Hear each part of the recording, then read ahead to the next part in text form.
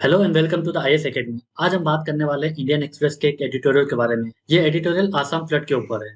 जैसा कि हम सबको पता है कि आसाम में हर साल हमको फ्लड देखने को मिलता है, पर ये जो एडिटोरियल है ये कुछ नया पर्सपेक्टिव देने की कोशिश कर रहा है। उसको हम जानने की कोशिश करेंगे। पहले टॉपिक के हम बेसिक बैकग्राउंड को जान लेते हैं। फ्लड क्या होता है?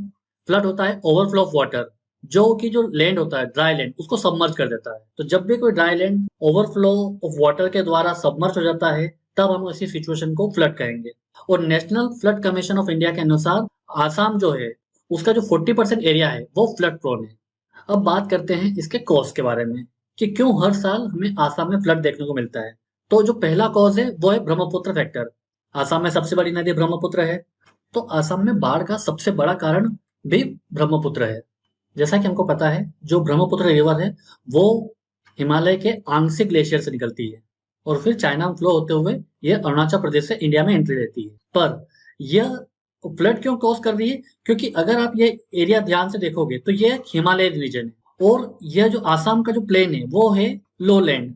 तो स्वाभाविक सी बात है, अगर कोई इतनी ऊंचाई से पानी आएगा तो वो बहुत तेजी से आएगा और अपने साथ में बहुत सारे सेडिमेंट भी लाएगा। इसी कारण से जो ब्रह्मपुत्र है वो सेकंड सबसे ज्यादा विश्व में सिल्टियस नदी मानी जाती है। तो अगर नदी ज्यादा सेडिमेंट अपने साथ कैरी करके लाती है तो वो ज्यादा फ्लड कॉज करेगी। और ब्रह्मपुत्र रिवर ब्रेडेड चैनल बनाती है, मतलब बहुत सारी छोटी छोटी नदियों में टूट जाती है। अगला फैक्टर है मानसून फैक्टर। मानसून क्यों फैक्टर है? इसको समझने के पहले आप ये समझिए कि जो समर सीजन होता है उसमें होता है ग्लेशियर पिघलता है। तो जब ग्लेशियर पिघलेगा तो उससे क्या होगा कि यह जो रिवर है वो ज्यादा सेडिमेंट कैरी करेगी। तो मानसून के आने के पहले ही रिवर में बहुत सारा सेडिमेंट इकट्ठा हो चुका होता है। अब मानसून के थोड़ा सा पहले क्या होता है, थंडर स्टॉर्म आते हैं, प्री मानसून शावर भी हमको देखने को मिलता है और कभी कभी मानसून में क्लाउड बर्स्ट भी देखने को मिलता है हमको। इससे क्या होता है कि जो फ्लड प्लेन है और जो सोइल है वो ऑलरेडी सेचुरेट हो चुकी होती है। तो अब मानसून में जब भी पानी आएगा या रेनफॉल होगी तो वो फ्लड ही कॉज करेगी, क्योंकि ऑलरेडी सेडिमेंट इकट्ठा हो चुका है। उसके बाद में जो थंडर स्टॉर्म और क्लाउड बर्स्ट के द्वारा वहां पर जो जमीन है वो सेचुरेटेड हो चुकी है। तो अब जो मानसून की जो बारिश होगी वह फ्लड लेकर ही आएगी, क्योंकि एक तो ब्रह्मपुत्र नदी बहुत ऊंचाई से आ रही है तो बहुत तेजी से आती है। ठीक है। उसके बाद सेडिमेंट ऑलरेडी बहुत ज्यादा जमा हो चुका होता है, तो इसका एग्रेशन इतना ज्यादा हो जाता है कि जो एम्बैंकमेंट जो बने होते हैं, जब रिवर होता है उसके आसपास जितने भी एम्बैंकमेंट बनाए गए होते हैं वो फेल हो जाते हैं। इससे फिर आसपास के गांवों में और सिटीज में हमें फ्लड देखने को मिलता है। अगला फैक्टर रिवर बैंक इरोजन, जो कॉमन फैक्टर है। जब भी रिवर फ्लो करती है वो अपने एम्बैंकमेंट में इरोड करती रहती है, उससे सेडिमेंट इकट्ठा होता रहता है और जब सेडिमेंट बहुत ज्यादा इकट्ठा हो जाता है तब ये अपने फ्लड प्लेन को क्रॉस करके आसपास के गांवों में, सिटीज में पानी भरना शुरू कर देती है। अगला जो फैक्टर है एम्बैंकमेंट। दरअसल यह जो एम्बैंकमेंट है वो 1960s में इस फ्लड की प्रॉब्लम को सॉल्व करने के लिए लाए गए थे। मतलब बहुत सारे एम्बैंकमेंट बना दिए गए थे ताकि सिटीज को या गाँव को वहां पर फ्लड से बचाया जा सके। पर यही एम्बैंकमेंट आज ज्यादा प्रॉब्लम क्रिएट कर रहे हैं, क्योंकि बहुत सारे एम्बैंकमेंट अब पुराने हो चुके हैं और बहुत ही लो क्वालिटी के हैं। तो क्या होता है, थोड़ा सा ही फोर्स में पानी आया तो ये एम्बैंकमेंट टूटने लगते हैं और फिर आसपास के गांव सबमर्ज होने लगते हैं। अगला फैक्टर पॉपुलेशन बूम है। उदाहरण के लिए आप ये समझ लें कि गुवाहाटी में 1900 में कम से कम 11,000 पॉपुलेशन थी। आज वही पॉपुलेशन हो गई 10 लाख। तो ऑलरेडी पॉपुलेशन प्रेशर बहुत ज्यादा हो चुका है आसाम में। और सिक्स है क्लाइमेट चेंज। ज्यादा वार्मिंग हो रही है तो रेनफॉल भी अनयूजुअल हो रहा है। क्लाउड बर्स्ट की घटना हमको ज्यादा देखने को मिल रही है। पहले जितना रेनफॉल 10-12 दिनों में होता था वो हमें 1-2 दिन के अंदर इतना रेनफॉल देखने को मिल जाता है। तो बहुत ही अनयूजुअल हाई रेनफॉल देखने को हमको मिल रहा है आजकल क्लाइमेट चेंज की वजह से। तो ये हो गया, हमने आसाम के जो फ्लड फैक्टर्स के बारे में जाना। अब ये जो आर्टिकल है, एडिटोरियल है, ये हमें क्या नया पर्सपेक्टिव दे रहा है ये इंपॉर्टेंट है। ये हमारे लिए वैल्यू एडिशन का काम करेगा। तो ये एडिटोरियल हमारे लिए क्या पर्सपेक्टिव दे रहा है, ये पहले बताता है हमें कि जो फ्लड है उसका फ्लड प्लेन में बहुत ही इंपॉर्टेंट रोल होता है। कि क्योंकि ये जो फ्लड होते हैं वो क्या करते हैं, ये वाटर और सेडिमेंट्स है उनको डिस्ट्रीब्यूट कर देते हैं अक्रॉस द फ्लड प्लेन और वेटलैंड। उससे क्या होता है कि एक जगह ना तो सेडिमेंट इकट्ठा होता है ना पानी इकट्ठा होता है, वो बढ़ जाता है फ्लड के कारण में। पर अभी तक ये जो फ्लो वाटर है वो बहुत ही स्मॉल कैपेसिटी में होता है और लो इंटेंसिटी का होता है। तो ये जब इरोजन हुआ, जब लो इंटेंसिटी फ्लड के कारण, तो उससे जितने भी लो लैंड थे तो वहां पे सेडिमेंट आने से क्या हो गया, उनका लो लैंड थोड़ा सा अपलिफ्ट हुआ, रेज हुआ। और जो रिवर बेड है वो भी फ्लड के द्वारा एडजस्ट होते रहते हैं। इससे क्या होता है ना कि जो बार बार जो फ्लड आ रहे हैं वो बहुत लो इंटेंसिटी के होते हैं और ऐसे फ्लड से जो आसपास के जो लोग हैं वो अडाप्ट कर लेते हैं। हमें पता है कि क्लाइमेट चेंज के अगेंस्ट हमारे पास अगर अभी कोई सबसे बड़ा हथियार है तो वो है अडेप्टेशन। मतलब जो भी डिजास्टर आ रहा है या कैलेमिटीज आ रही है, अगर हम लोकल पीपल को उसके अगेंस्ट अडेप्ट कर लें, उन्हें उनकी कैपेसिटी उनकी एबिलिटी को हम बढ़ा दें, तो वो ज्यादा अच्छे तरीके से ऐसे डिजास्टर को हैंडल कर सकते हैं। तो जब तक लो इंटेंसिटी के फ्लड थे, वहां के जो लोकल लेक थे ऑलरेडी उनको पता था कि फ्लड आता है और हमें ऐसे रिस्पॉन्स करना है। पर सिचुएशन चेंज होती है 20th सेंचुरी में, क्योंकि अब फ्लड पैटर्न चेंज होने लगा। जो पहले लो फ्लड हुआ करते थे, लो इंटेंसिटी फ्लड, वो अब मेगा फ्लड तो जा रहे हैं। और अभी जो हम 2022 में जो फ्लड देख रहे हैं उसे हम मेगा फ्लड ही मान सकते हैं। अब यह जो मेगा फ्लड है वो ऐसी जगह पे भी आ रहे हैं जहां पर पहले इतना फ्लड नहीं आते थे, जैसे सिलचर हो गया और सिटीज हो गया और गुवाहाटी। तो इसके पीछे ऑथर ने दो कारण बताए। पहला, क्लाइमेट चेंज। क्लाइमेट चेंज से क्या हुआ कि जो हाई रेनफॉल है, अनयूजुअल हाई रेनफॉल, उसकी फ्रीक्वेंसी 39% ज्यादा हो गई। सेकंड क्या है, इंक्रीज ह्यूमन फुटप्रिंट। कि जब पॉपुलेशन बढ़ी, ह्यूमन फुटप्रिंट बढ़ा, उसने क्या करा, लैंडस्केप को चेंज किया, लैंडस्केप को डेवलप किया, लैंडस्केप में इंजीनियरिंग करी।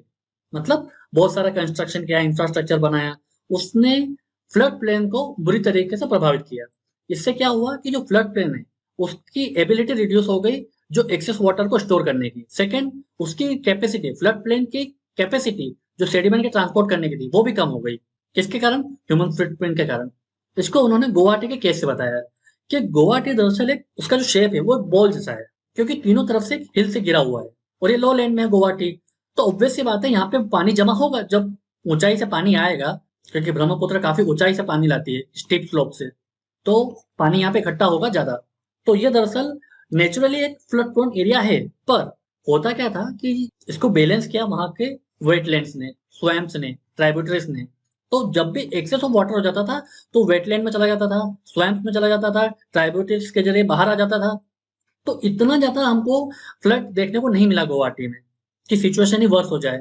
पर अब क्या हुआ कि जैसे जैसे पॉपुलेशन बढ़ी, जैसे जैसे इंफ्रास्ट्रक्चर बढ़ा, तो अनप्लान एक्सपांशन हुआ सिटी का और वेटलैंड्स में इंक्रोच होने लगे और जो फॉरेस्ट एरिया था उनका वो भी श्रिंक होने लगा। इससे वहां की सिचुएशन क्रिटिकल होती गई। और यही वजह है कि हम आसाम में अब बहुत ही ज्यादा फ्लड देख रहे हैं और काफी हाई इंटेंसिटी का फ्लड अब देखने को मिल रहे हैं, जो काफी ज्यादा नुकसान पहुंचा रहे हैं। अभी तक 50 लाख लोगों को अफेक्ट कर चुका है ये फ्लड।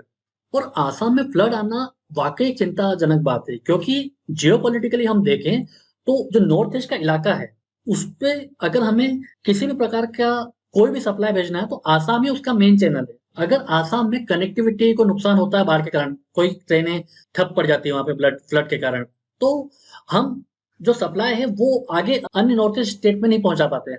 तो ये एक सिक्योरिटी कंसर्न भी है हमारे लिए। अब ऑथर ने इसका सोल्यूशन क्या बताया है? ऑथर ने बताया है कि जो वहाँ के पीपल है उनका रेजिलेंस पहले बढ़ाइए। पहले जो लो इंटेंसिटी फ्लड आते थे अब उनका पैटर्न बदल रहा है, नई जगह पर फ्लड आ रहा है और ज्यादा इंटेंसिटी के साथ आ रहा है। तो अगर आप उनको अडाप्ट करोगे, उनके एबिलिटी को इंक्रीज करोगे, उन्हें एम्पावर करोगे, तो वह हम जान माल के नुकसान को कम कर सकते हैं। उसके लिए हमें एक अर्ली वार्निंग और रिस्पॉन्स सिस्टम की आवश्यकता है। हमें इंटीग्रेटेड रिवर बेसिन मैनेजमेंट चाहिए, खासकर इंटरनेशनल कोऑपरेशन के साथ, क्योंकि ब्रह्मपुत्र रिवर आ रही है वो चाइना से आ रही है। तो हमें इंफॉर्मेशन शेयरिंग भी करना है उनके साथ में कि वो कब पानी ज्यादा रिलीज कर रहे हैं, क्योंकि चाइना ने बहुत सारे ज्यादा डैम बना रखे हैं। अगर वो एक साथ ज्यादा पानी का रिलीज करेगा इन डैम से तो ऑब्वियस ये बात है बिना मानसून के भी ब्रह्मपुत्र असम में फ्लड क्रॉस कर सकती है। फिर जो जितने भी फ्लड प्लेन्स में इंफ्रास्ट्रक्चर प्रोजेक्ट बनाए हो, खासकर डैम्स, इन्हें हमें रिकंसिडर करना चाहिए, क्योंकि लॉन्ग टर्म में हमें ज्यादा प्रॉब्लम कॉज करेंगे। अगला सॉल्यूशन है ड्रेजिंग का, कि अगर आप रेगुलरली ब्रह्मपुत्र के फ्लड प्लेन को अगर डीसिल्ट करेंगे, आपके वहां के जितने भी जो एक्सेस सिल्टेशन है उसको आप रेगुलरली निकालते जाओगे, तो फ्लड की संभावना बहुत ही कम हो जाएगी। तो ये कुछ सॉल्यूशन है और सॉल्यूशन सबको पहले से पता थे पर ये इम्प्लीमेंट नहीं हो पाते हैं। तो अगर कोई बेस्ट सॉल्यूशन चाहिए तो वो चाहिए पॉलिटिकल विल। अगर पॉलिटिकल विल है तो ये जो छोटे छोटे स्टेप भी बड़ा रिजल्ट आपको दे सकते हैं।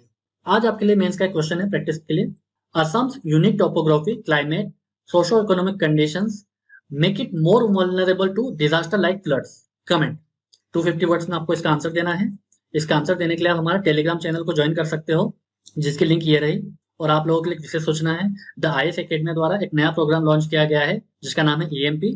इसमें 1979 से जितने भी प्रीवियस ईयर के मेंस के क्वेश्चन यूपीएससी ने पूछे हैं उसको थीम वाइज डिस्कस किया जाएगा।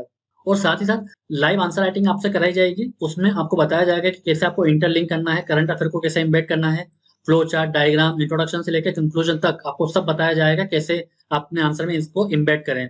यह GS1, GS2, GS3, GS4 चारों पेपर को आपको कवर करता है और साथ से आपको मॉडल आंसर भी प्रोवाइड किया जाएगा। आज के लिए बस इतना ही। Thank you very much.